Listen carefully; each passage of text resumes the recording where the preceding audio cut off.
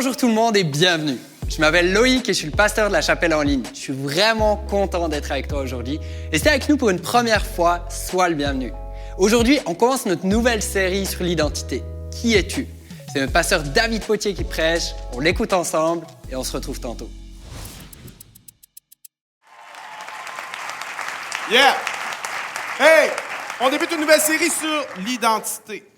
C'est quoi l'identité? Ça semble abstrait. Ça semble un concept abstrait. Wow, OK. On va l'avoir.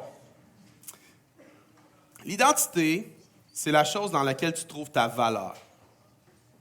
On a tous besoin de quelque chose qui nous dit « j'ai de la valeur »,« je suis correct »,« I'm OK »,« check ». Ça, c'est le concept de l'identité. On va parler en psychopop d'estime de soi, mais en langage chrétien, le concept de l'identité est le mot le plus approprié, je pense. Et on a intitulé la série « Qui es-tu » ?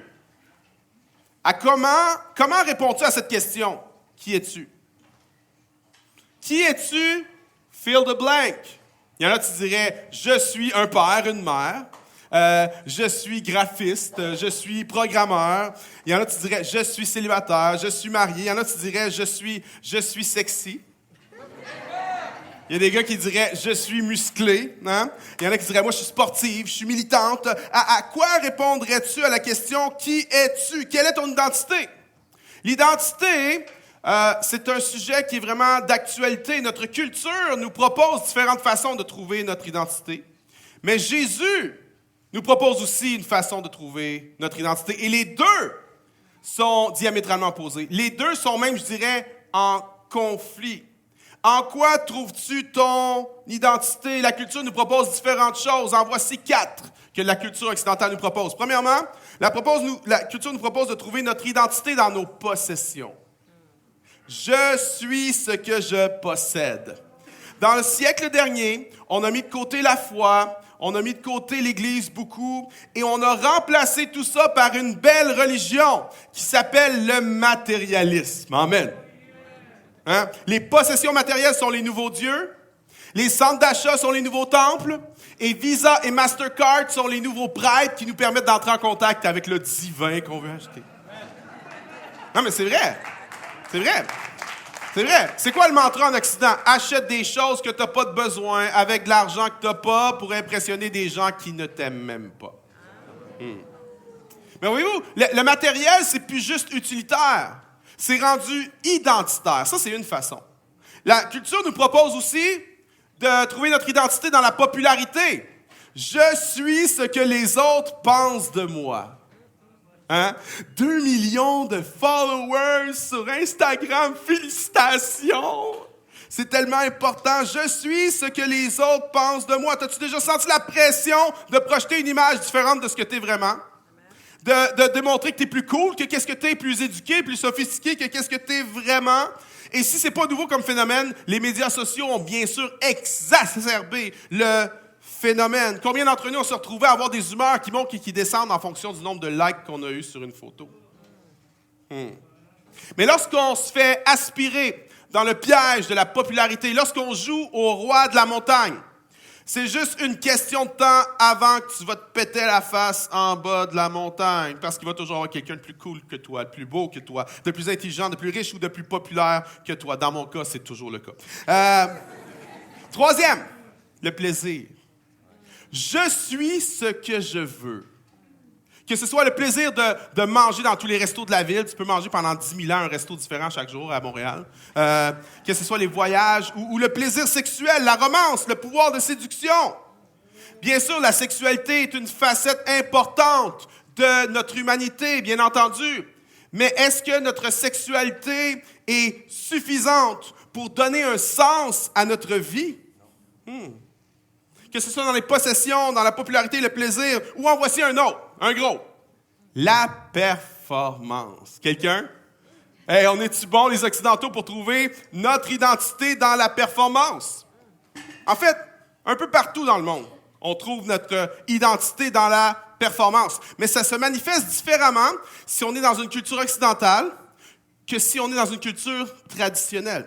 Dans une culture traditionnelle, généralement, notre identité est déterminée par notre clan, notre famille. Et dans une culture traditionnelle, tu es quelqu'un si tu es prêt à te sacrifier pour le clan. En d'autres mots, tu es quelqu'un si tu es prêt à faire ce que tes parents veulent que tu fasses. À marier la personne qu'ils veulent que tu maries et avoir les études et la carrière que tes parents veulent. Là, tu vas être quelqu'un parce que tu vas te sacrifier pour le clan. Ça, c'est dans une culture traditionnelle. Mais dans une culture occidentale, c'est différent. Notre identité ne vient pas dans le clan. Notre identité vient dans l'affirmation de soi. En Occident, notre identité, on la trouve dans quoi? Découvre tes rêves, trouve tes rêves au plus profond de toi, puis une fois que tu les as trouvés, accomplis tes rêves. Puis une fois que tu les as accomplis, continue à les accomplir. On trouve notre identité dans l'affirmation de soi. Et en Occident, c'est pas seulement dans l'affirmation de soi, c'est dans l'affirmation de soi surtout envers et contre tous. Que peu importe ce que vous en pensez, je vais m'affirmer. Là, t'es vraiment le héros. Dans une culture traditionnelle, le héros, c'est celui qui va se sacrifier pour le clan.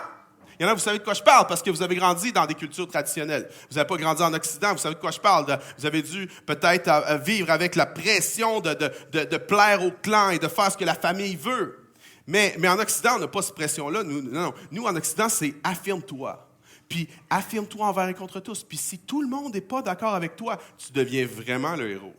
Alors dans la culture traditionnelle, le héros, c'est celui qui se sacrifie pour le clan. Puis dans la culture occidentale, le héros, c'est celui qui s'affirme envers et contre tous. C'est celui-là qu'on applaudit. Alors si tu demandes à quelqu'un d'une culture traditionnelle, qui es-tu? Il va peut-être dire, je suis un fils de, je suis fille de.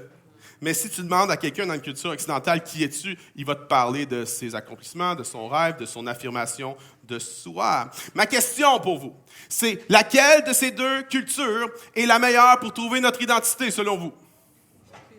Aucune des deux. Aucune. Notre identité ne doit pas être trouvée, premièrement, dans le clan, premièrement, dans ce que on veut s'affirmer ou dans nos accomplissements ou dans nos performances. Non. La Bible nous propose une toute autre façon de trouver notre identité. C'est dans Matthieu, chapitre 3. On va voir dans le cas de Jésus. Matthieu, chapitre 3, au verset 13. Ça nous dit ceci. C'est au baptême de Jésus. Alors Jésus vint de la Galilée, du Jourdain vers Jean, pour être baptisé par lui. Verset 16. Aussitôt baptisé, Jésus sortit de l'eau, et voici les cieux s'ouvrir. Il vit l'Esprit de Dieu descendre comme une colombe et venir sur lui. Verset 17. Et voici qu'une voix se fit entendre des cieux ces paroles. Celui-ci est mon Fils bien-aimé, en qui j'ai mis toute mon affection. Différent. C'est pas dans les possessions, dans les plaisirs ou dans les performances. Non. Parce que si ton identité est dans tes possessions, qu'est-ce qui arrive quand tu perds? Qu'est-ce qui arrive quand tu perds ta maison? Qu'est-ce qui arrive si un jour, ton identité est dans tes fringues puis que tu dois choisir entre faire l'épicerie et t'acheter des fringues? Tu vas t'acheter des fringues, bien sûr, on sait tous, mais bon. Mais qu'est-ce qui arrive si ça continue? Hein? Qu'est-ce qui arrive si ton identité est dans le plaisir, la romance, Tinder, et qu'un jour tu pognes plus? Il y en a, tu penses que ça peut pas arriver? Ça va arriver, laisse-moi te le dire.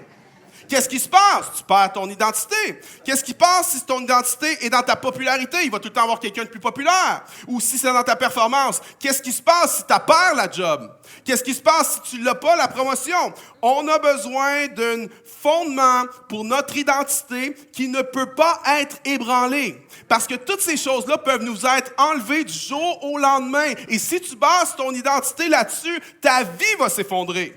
C'est pour ça que parfois, il arrive des choses dans la vie, puis on se dit, mais comment ça que je le vis si tough que ça? Comment ça? Mais des fois, tu te dis, mais c'est pas si pire que ça. C'est pas la fin du monde. Comment ça que c'est si tough? C'est peut-être parce que c'est identitaire. C'est peut-être parce que tu as basé ton identité là-dessus. Il y a des bonnes choses dans la vie, mais laissez-moi vous dire ceci, on ne doit pas baser notre identité sur quelque chose qui peut être ébranlé. On doit baser notre identité sur quelque chose qui est objectif, qui est permanent et qui ne change pas. Et l'identité de Jésus n'était pas basée sur sa performance. On s'entend-tu que s'il y en a un qui a performé, c'est lui. Lui aurait pu baser son identité sur sa performance, il a performé et à la perfection. Mais Jésus, son identité n'était basée pas sur sa performance, mais sur ce que le Père disait de lui. C'est dur, ça. Parce que quand tu demandes à quelqu'un, « Hey, qui es-tu? » Tu vas dire ton nom, puis à peine que tu as dit ton nom, tu vas dire, « Ah, ben, je suis professeur. Je suis pasteur. » Ben, moi, je le dis pas, là, parce que ça fait genre toujours des conversations qui finissent plus, mais mettons vous autres, OK? Je suis telle chose. C'est dur, on vient ancrer notre identité dans ce que l'on fait. Mais c'est écrasant, ça. C'est écrasant. Il y a même plein d'études qui ont été faites sur le sujet de l'identité. Puis il y a certains philosophes qui affirment que c'est même pire être dans une culture occidentale pour l'identité que d'être dans une culture traditionnelle. Parce qu'au moins dans la culture traditionnelle, si tu es un bon garçon, une bonne fille, puis tu fais comme tes parents veulent, au moins tu en as une identité. Mais dans la culture occidentale, il faut que tu découvres tes rêves, tu trouves tes rêves, tu poursuis tes rêves. Qu'est-ce qui arrive si tu ne trouves pas ton rêve? Tu vas voir une conférence avec un gars qui t'explique comment trouver ton rêve, puis qui te fait payer 200$ par jour pour qu'il t'explique comment trouver ton rêve, alors que toi, tu payes pour nourrir son rêve à lui.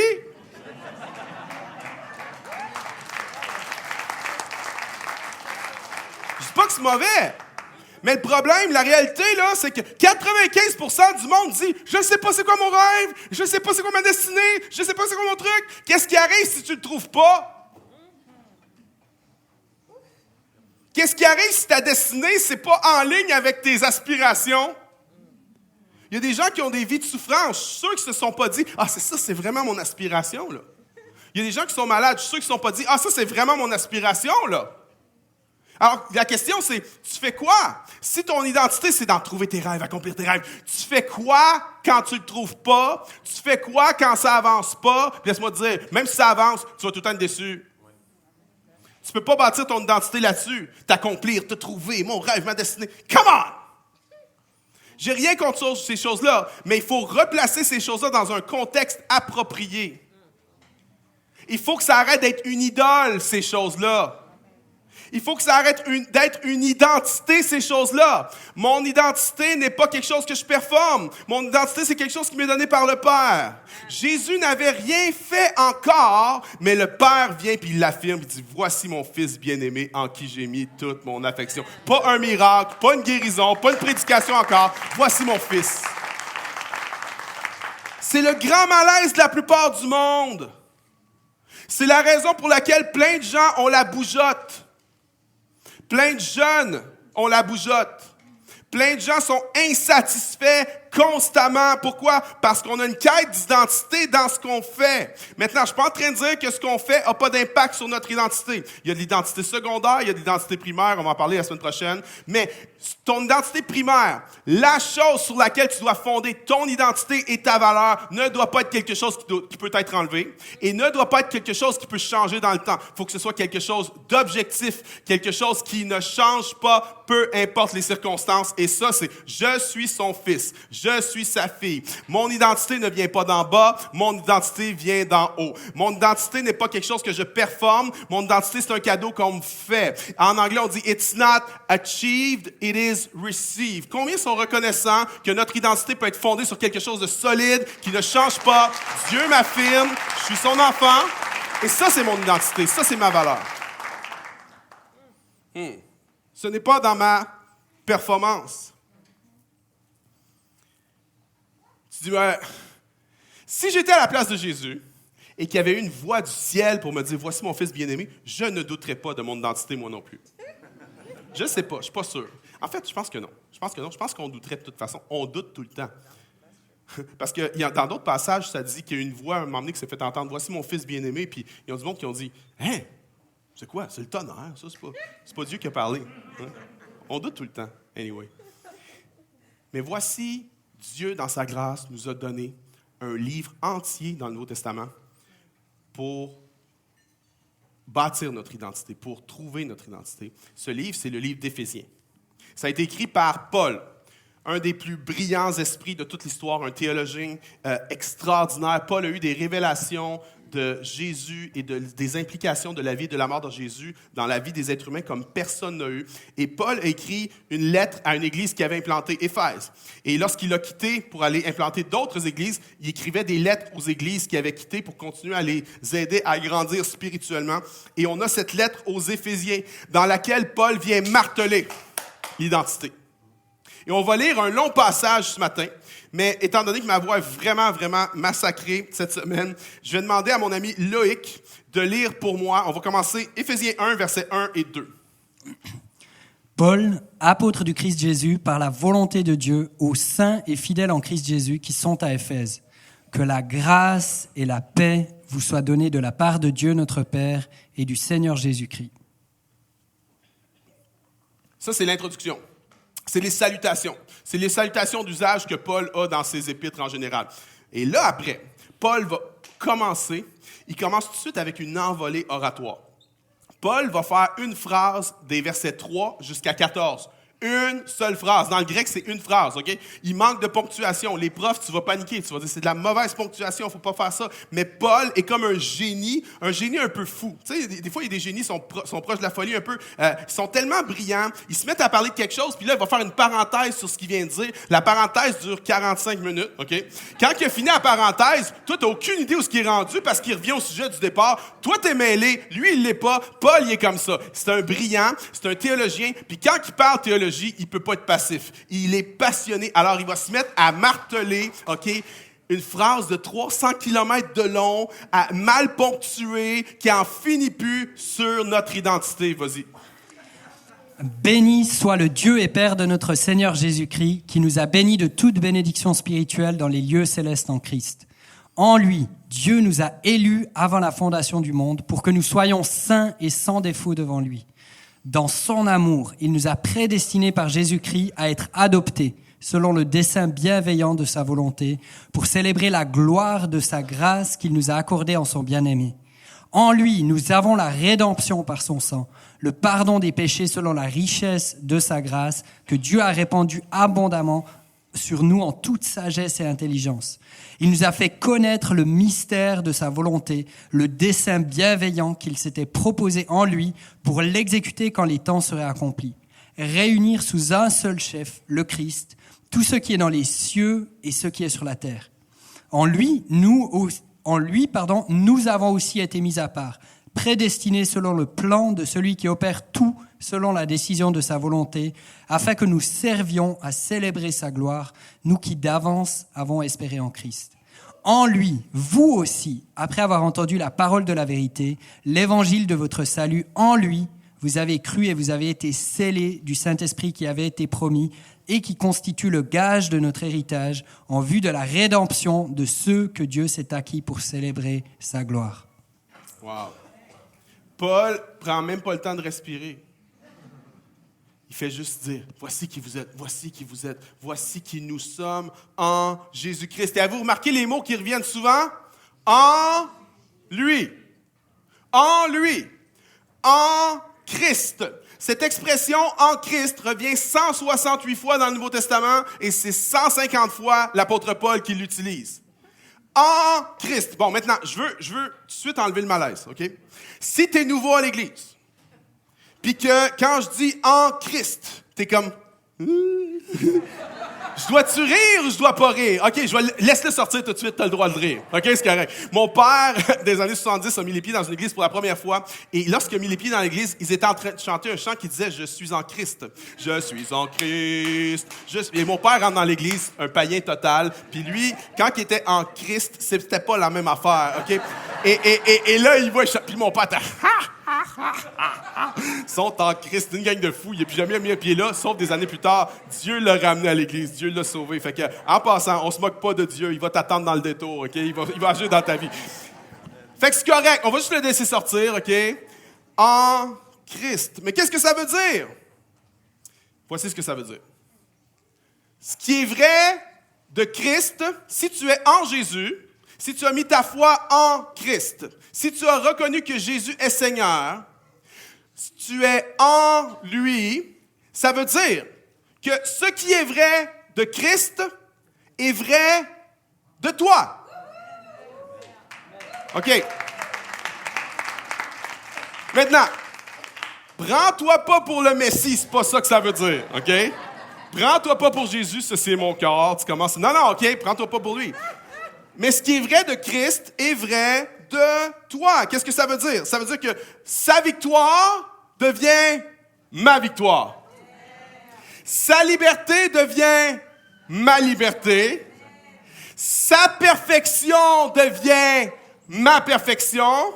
Sa justice devient ma justice. Ce qui est vrai de Christ est vrai de moi.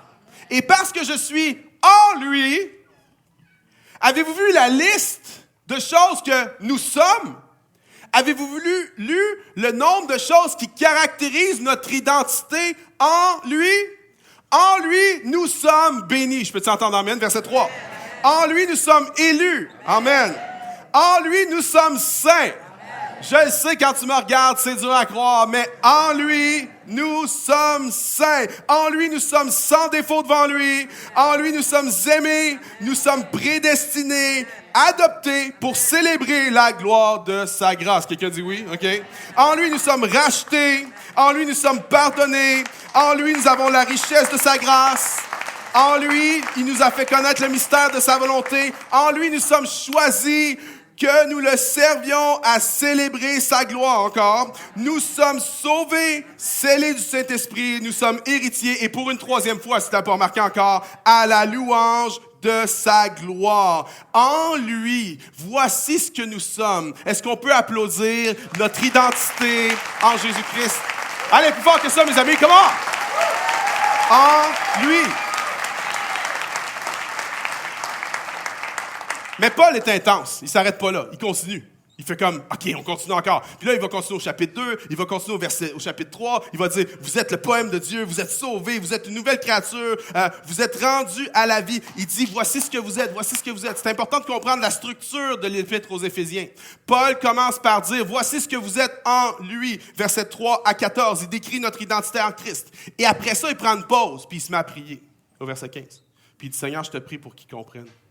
Faut qu'ils comprennent. Moi, je leur dis, mais c'est juste toi qui peux leur faire comprendre. C'est juste ton Saint-Esprit qui peut leur faire comprendre. Seigneur, je te prie qu'ils puissent comprendre qu'est-ce que j'essaie de leur dire, qui ils sont en toi. Puis après ça, il repart. Il repart au chapitre 2, puis il commence à dire qui ils sont, qui nous sommes en lui. Puis à un moment donné, il va faire une autre pause au verset 14 du chapitre 3, puis il va se mettre à prier encore. Il décrit qui on est, il prie pour qu'on comprenne. Il décrit qui on est, il prie pour qu'on comprenne qui nous sommes en lui. Le but de cette série, c'est que tu puisses comprendre qui tu es vraiment. Parce que les gens croient des mensonges sur eux-mêmes. C'est inconscient. Les gens ne réalisent pas, mais ils croient des mensonges sur eux-mêmes.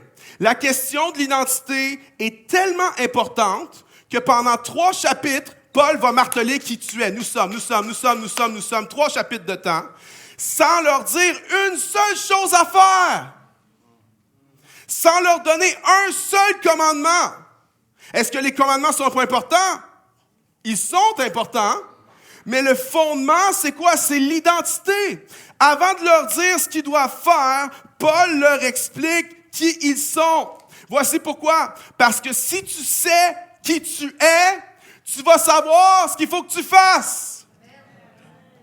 Tellement de gens sont confus sur ce que je dois faire. J'aimerais te dire ceci. Si tu as une révélation de qui tu es, tu vas savoir ce que tu dois faire. Maintenant, c'est pas parfait. Je comprends que des fois, il y a des choses qui sont pas claires. Mais en général, lorsque tu comprends, lorsque tu marches dans ton identité, tu vas savoir quoi faire. Soyez transformés par le renouvellement de l'intelligence afin que vous discerniez quelle est la volonté de Dieu. Oh, ce qui est bon, agréable et parfait. Quand tu sais qui tu es, tu sais ce que tu dois faire. C'est pour ça que Paul commence par identité. Pendant 3 chapitres, il est martèle sur l'identité. Et au chapitre 4, il y a un flip. Chapitre 4, verset 1, il va dire ceci. « Je vous exhorte donc. » Donc, à la lumière de ce que je vous ai dit, à la lumière de votre identité en lui, voici ce que vous devez faire. Je vous exhorte donc, moi le prisonnier dans le Seigneur, à marcher d'une manière digne de la vocation qui vous a été adressée. Et là, Paul va leur dire des choses comme fuyez l'immoralité. Il va leur dire des choses comme fuyez la cupidité. Attention à la médisance. Il va leur dire des choses comme ça, mais que ça commence dans l'identité, c'est ancré dans l'identité. Ça commence par l'identité et ensuite, c'est le comportement. C'est pas le comportement en premier et l'identité en premier. Ensuite, c'est l'identité d'abord et le comportement ensuite, parce que quand tu sais qui tu es, tu sais ce que tu dois faire. Si tu ne sais pas quoi faire, ma question c'est, est-ce que tu sais qui tu es? Est-ce que tu trouves la source de ton identité dans quelque chose qui ne peut pas être ébranlé ou qui ne peut pas être enlevé? Tellement de gens croient des mensonges sur eux. Tellement de gens croient des mensonges sur eux-mêmes. Et la chose que l'ennemi fait dans nos vies, c'est qu'il attaque toujours notre identité. Toujours. Dans la Genèse, le premier péché de l'histoire, Adam et Ève, le serpent vient les tenter. Et qu'est-ce qu'il va dire? Il va dire, si vous mangez de ça, vous allez être comme Dieu.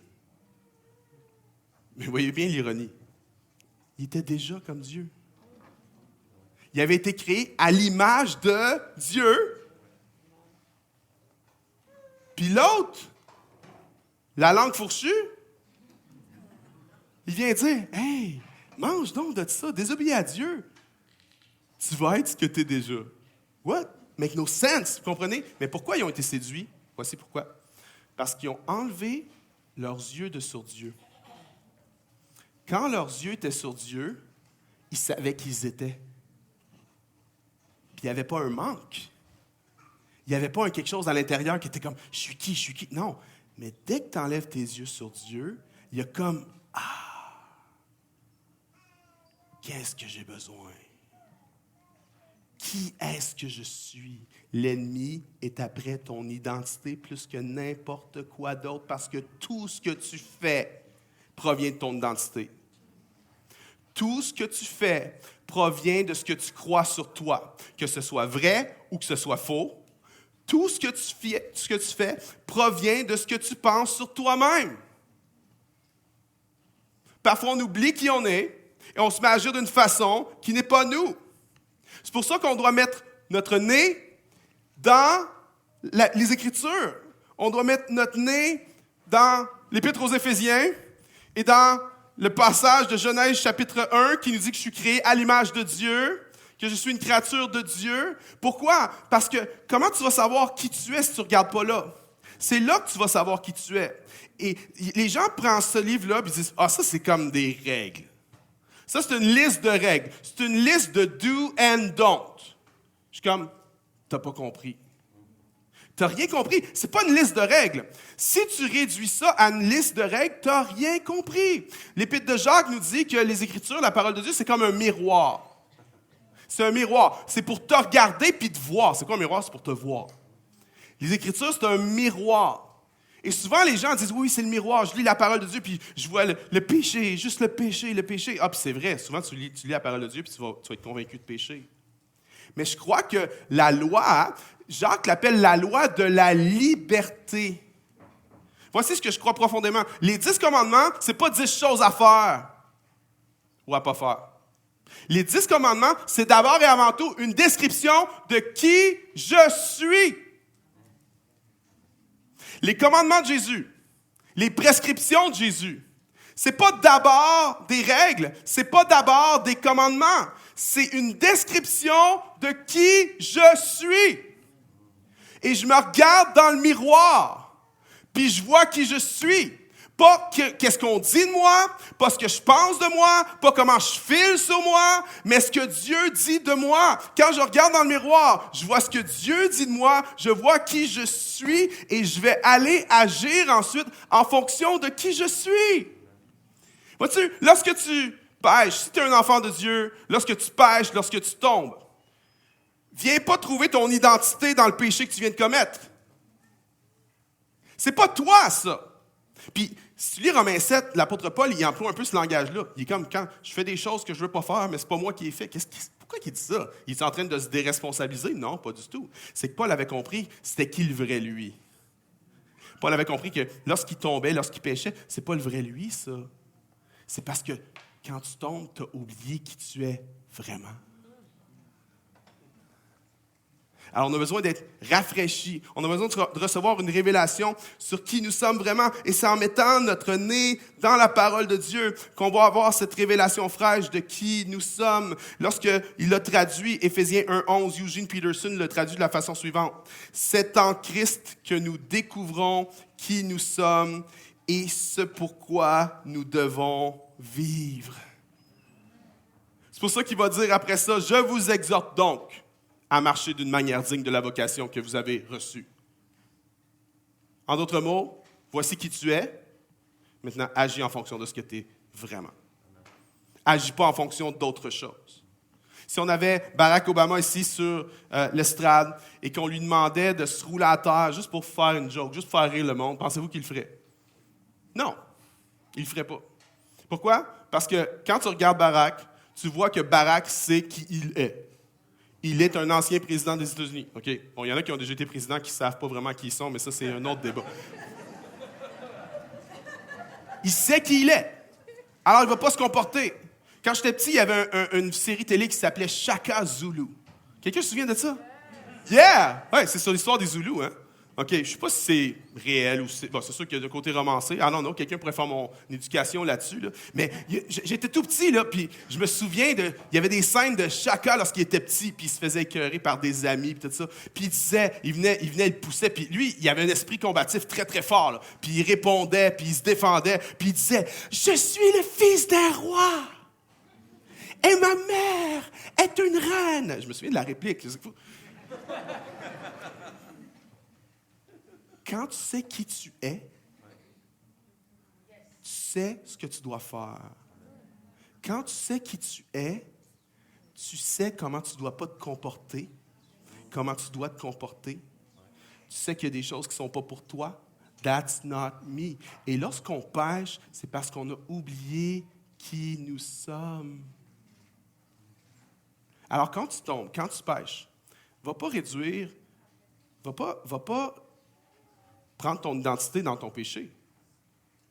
Si tu es découragé, si tu es dans une saison de dépression, attention, bien attention. Va pas faire de dépression ton identité. Non. Le découragement, c'est quelque chose que je ressens, c'est quelque chose que je vis, c'est dans ma vie en ce moment, mais ce n'est pas mon identité parce que c'est bien facile de faire de ça ton identité, puis après, tu es collé là. Puis il y a des gens qui ont subi des abus, des traumatismes, des choses épouvantables. Ils ont fait de leur souffrance leur identité. Puis ça, c'est dur à adresser, ça. Parce qu'il y a des gens qui ont souffert comme personne n'a souffert. Puis toi, t'es qui, Joe Blow, pour expliquer à quelqu'un qu'il ne faut pas que tu trouves ton identité dans ce que tu as souffert? Tu n'as pas souffert comme j'ai souffert! Yeah, je sais, je m'excuse, mais... Mais attention, ta souffrance, c'est pas toi. Ta souffrance, c'est pas ton identité. Ton découragement, ta dépression, c'est pas toi. Je parle pas d'être dans le déni sur ce qu'on vit, c'est pas ça que je dis. Mais c'est pas ton identité.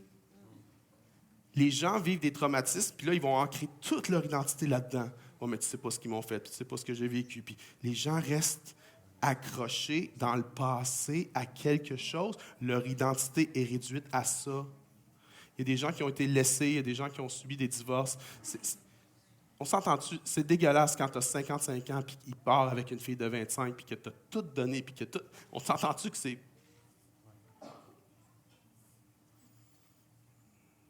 Mais tu as encore une vie à vivre, toi. Puis tu ne peux pas baser ton identité sur le fait que tu as été laissé. Tu ne peux pas en faire ton identité. Ça t'empêche d'être heureux, ça t'empêche d'aimer la vie, ça t'empêche de saisir les opportunités que Dieu a pour toi, les belles choses que Dieu a pour toi. Ça t'empêche de faire ton deuil. Tu es dans un deuil perpétuel. Le deuil, c'est quelque chose de temporaire, c'est quelque chose qui est une saison. Il y a un temps pour pleurer, mais il y a un temps pour arrêter de pleurer aussi. Je sais que ça a de la dure de dire ça, mais si tu fais de cet événement ton identité, tu es pris là, puis tu n'en sors plus. pour ça que l'Esprit de Dieu était voir le prophète Samuel un jour, puis il a dit, « Hey, combien de temps tu vas pleurer encore sur Saül? » Lui, il avait mis son identité là-dedans. Parce que Samuel, c'est un homme de Dieu incroyable. Puis Samuel, ses enfants ne marchent pas dans les voies de Dieu. Puis Samuel, il trouve un jeune homme du nom de Saül, puis il se déverse en lui, puis c'est comme ça devient son fils adoptif, ça devient son fils spirituel. Samuel, il n'a pas réussi avec ses propres fils, mais là, avec son...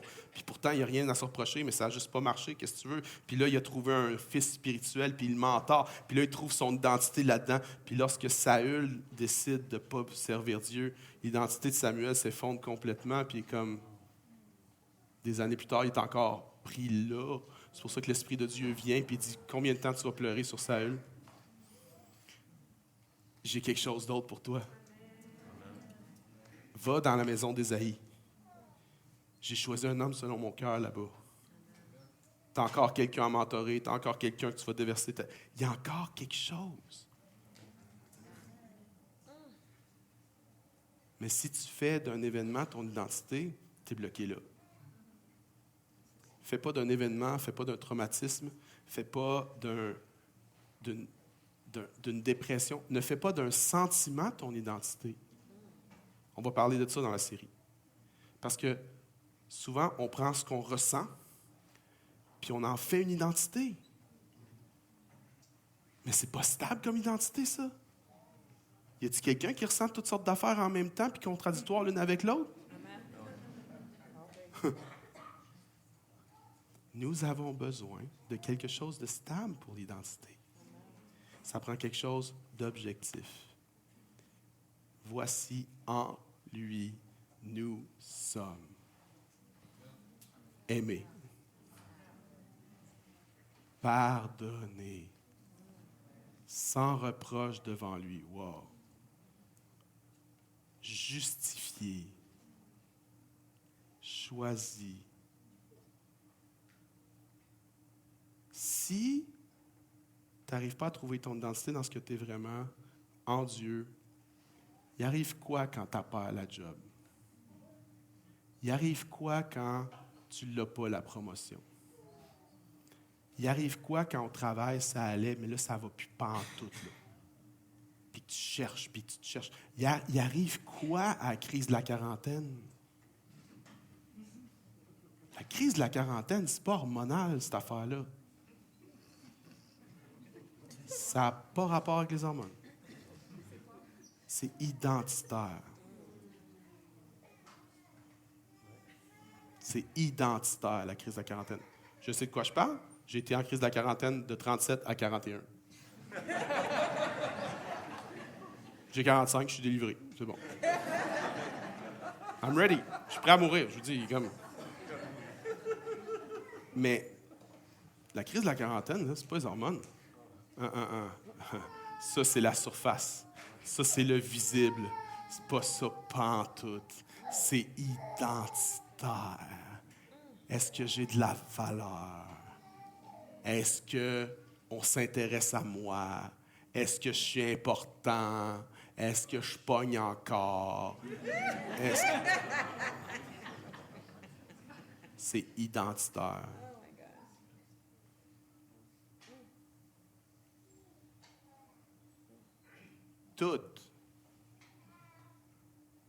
Tous les péchés, toutes les tentations, c'est identitaire. Et si tu ne comprends pas qui tu es, tu vas te mettre à agir comme quelqu'un que tu n'es pas. Puis tu vas te regarder dans le miroir et te dire, mais je suis qui? C'est parce que tu ne te regardes pas dans le bon miroir. Il faut que tu apprennes à te regarder dans le miroir. Ce n'est pas une liste de règles pour te restreindre, pour te contraindre, pour te couper le fun. Non, non. C'est une description de qui je suis vraiment, qui Dieu dit que je suis vraiment. À travers cette série-là, on va apprendre à découvrir qui on est en Dieu. Parce que si on comprend qui on est, on va savoir ce qu'on doit faire. Et moi, je peux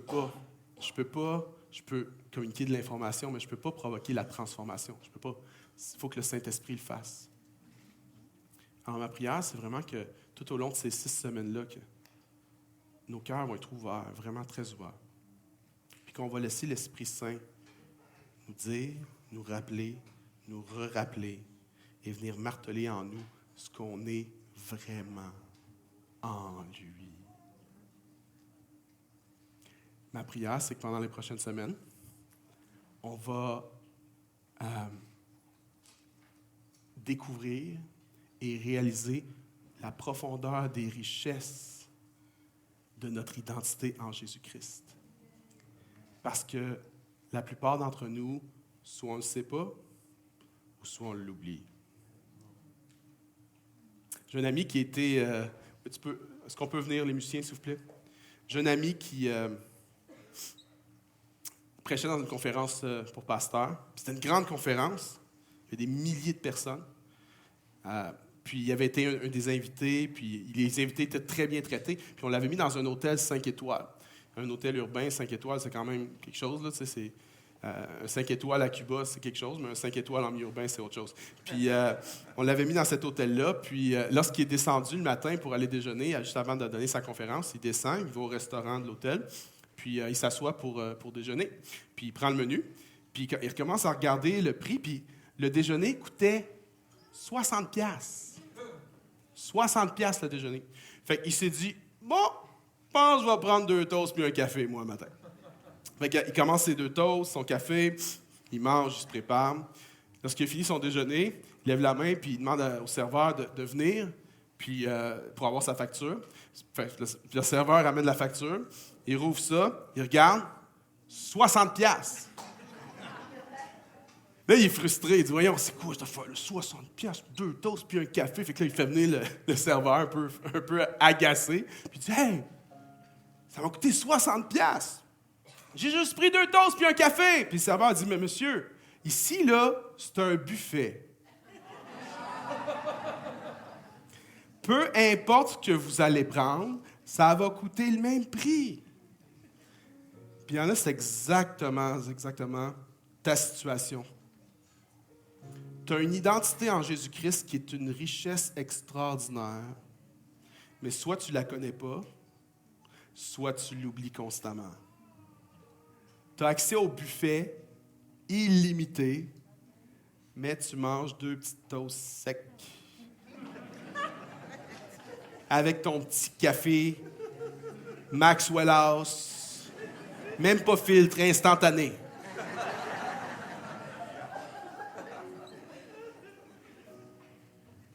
Mais pourtant, tu as accès au buffet. Tu as accès aux richesses de la grâce de Dieu. Tu es héritier. Tu es aimé. Tu es pardonné. Je sais que c'est dur de trouver notre identité là-dedans. On va en parler dans les prochaines semaines, mais quand je trouve mon identité là-dedans, il n'y a pas une situation qui va pouvoir gagner sur moi. Il n'y a pas une épreuve que je ne pourrai pas traverser.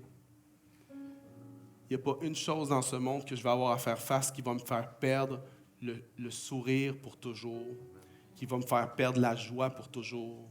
Pas une situation. Parce que je sais, en lui, je sais qui je suis. Je veux prier pour vous. Est-ce qu'on peut se lever tout le monde?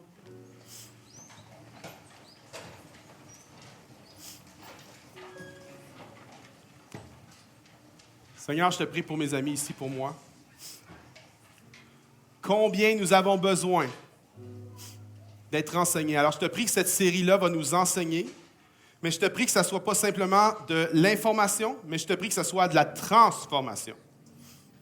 Qu'on puisse entendre ta vérité, mais qu'elle descende dans nos cœurs. Et qu'on puisse s'approprier qui nous sommes pour se mettre à marcher selon ce que nous sommes vraiment, pas selon les mensonges que l'ennemi nous a racontés, mais selon la vérité que tu as déclarée sur nous, que nous sommes fils, en Jésus-Christ, en lui. Nous sommes filles en lui. Nous sommes aimés en lui. Nous sommes pardonnés en lui. Que ces vérités, Seigneur, puissent venir nettoyer nos cœurs, affermir nos cœurs, fortifier nos âmes. Seigneur, je te prie pour une série qui vient vraiment changer, révolutionner le thinking, la pensée de plusieurs personnes ici qui trouvent leur identité dans des choses qui sont futiles, qui sont temporelles, qui les déçoivent. Je prie, Seigneur, que cette série va venir aussi exposer des mensonges dans la vie de plusieurs. Il y a tellement de confusion chez certains. Il y a tellement de mensonges chez certains. Certains sont pris dans les chaînes du mensonge qui croient sur eux-mêmes. Je prie, Seigneur Dieu, qu'à travers cette série, ta vérité puisse être exposée, que le mensonge puisse être exposé à la lumière de la vérité et que les gens puissent s'approprier qui ils sont vraiment en toi, leur statut de fils et de fille. Que personne, Seigneur mon Dieu, ne va rester dans l'état où il est. Que personne ne va rester, Seigneur, à trouver son identité dans sa performance et à être misérable dans sa performance ou dans le plaisir et à courir à gauche et à droite après le plaisir. Non, je prie que dans cette Église, Seigneur mon Dieu, nous trouvions notre identité en toi. Dans le nom de Jésus, je te prie pour maintenant, mais je te prie pour toute cette série. Viens faire une œuvre extraordinaire en nous par ton Saint-Esprit. Dans le nom de Jésus. Et toute l'Église dit Amen. Est-ce qu'on peut acclamer le Dieu qui nous donne une identité solide? Allez, applaudis-le. OK. Maintenant, tu as entendu le message. Maintenant, c'est le temps juste de t'approcher de Dieu. On va chanter, là, mais tu t'approches de Dieu. Tu ouvres ton cœur à Dieu. Viens en adoration, viens en louange. Laisse-toi pas distraire par ce qui se passe autour. Pense pas après, là. Tu as un moment avec Dieu, tu as un rendez-vous avec Dieu maintenant. Ouvre ton cœur. Dis, Seigneur, Saint-Esprit, viens me révéler qui je suis en toi, alors qu'on chante ensemble.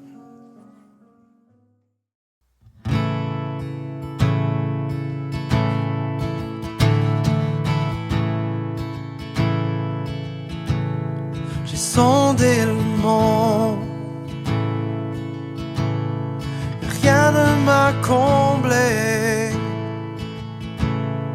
Les gloires revêtent, les trésors ternis n'ont jamais suffi. Puis tu es venu, tu as restauré mon âme. Et chaque désir est comblé en toi, en ton amour. Hey, rien n'est meilleur que toi. Oh non, rien n'est meilleur que toi, Seigneur, non, rien. Non, rien n'est meilleur que toi. Je le déclare, je viens sans peur t'exposer mes faiblesses, mes plus grands échecs. Dieu, tu les connais, mais tu me tends la main. Tu es le Dieu des montagnes, tu es le Dieu des vallées. Pourquoi me cacher? Ta grâce infinie saurait me trouver. Rien n'est meilleur que toi. Oh non, rien n'est meilleur que toi, Seigneur, non, rien. Non, rien n'est meilleur que toi. Rien n'est meilleur que toi.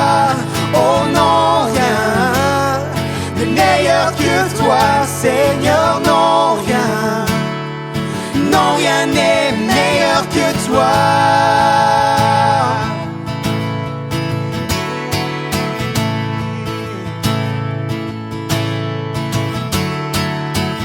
Tu changes le deuil en victoire. Descendre, émerger l'espoir. La honte est changée en gloire. Seigneur, toi seul peux le faire. Tu changes le deuil en victoire. Descendre, émerger l'espoir. La honte est changée en gloire. Seigneur, toi seul peux le faire.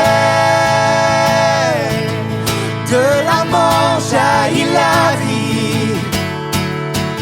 Par ta voix les eaux revivent. Dans les flots s'ouvre un chemin. Seigneur, toi seul peux le faire. Seigneur, toi seul peux le faire.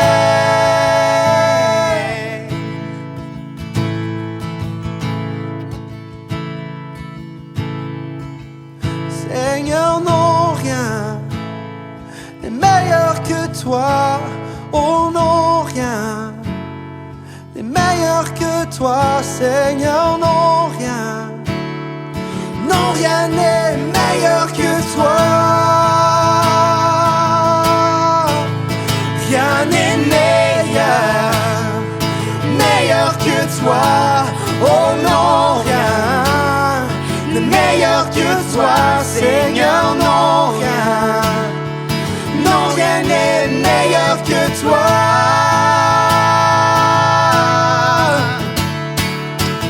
Tu changes le deuil en victoire. Descendre, émerger l'espoir. La honte est changée en gloire. Seigneur, toi seul peux le faire. De la mort jaillit la vie. Par ta voix les eaux revivent. Dans les flots s'ouvre un chemin. Seigneur, toi seul peux le faire. De la mort jaillit la vie. De la mort jaillit la vie. Par ta voix les eaux revivent. Tu ouvres un chemin. Dans les flots s'ouvre un chemin. Seigneur, toi seul peux le faire. Oui, tu peux le faire. Seigneur, toi seul peux le faire.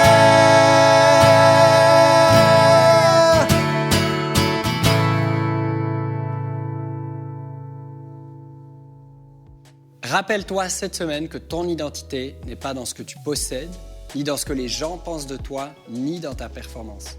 La seule identité durable est ton identité en Dieu. Une des façons de découvrir cette identité en Jésus-Christ est de rejoindre une communauté spirituelle. Pour commencer, tu peux rejoindre un de nos petits groupes, les 5 à 7, qui se rencontrent en semaine pour connecter, prier et échanger sur la Bible. On a des groupes dans toutes les villes où on a une chapelle et même ailleurs. Tu trouveras les informations pour t'inscrire sur notre site web sous l'onglet 5 à 7. Chaque lundi à midi, je retrouve plusieurs d'entre vous dans le After pour discuter du message et prier les uns pour les autres. C'est à chaque fois un bon moment. Si tu as envie de te joindre à nous, le lien se trouve sur notre site web sous l'onglet After. Merci à tous ceux qui donnent semaine après semaine. C'est grâce aux dons qu'on peut vivre l'Église ensemble, que ce soit en ligne ou en personne. C'est aussi avec ces dons que la Chapelle peut soutenir les activités de J'aime ma ville, un organisme qui vient en aide aux gens dans le besoin. Si tu appelles la Chapelle ton Église, je t'invite à donner de façon régulière. Tu peux donner de façon automatique en allant sur notre site web ou notre application mobile. La semaine prochaine, on continue notre série « Qui es-tu ?» avec Pasteur Josias de la Chapelle Gatineau. D'ici là, on se voit demain dans l'After. Bonne semaine.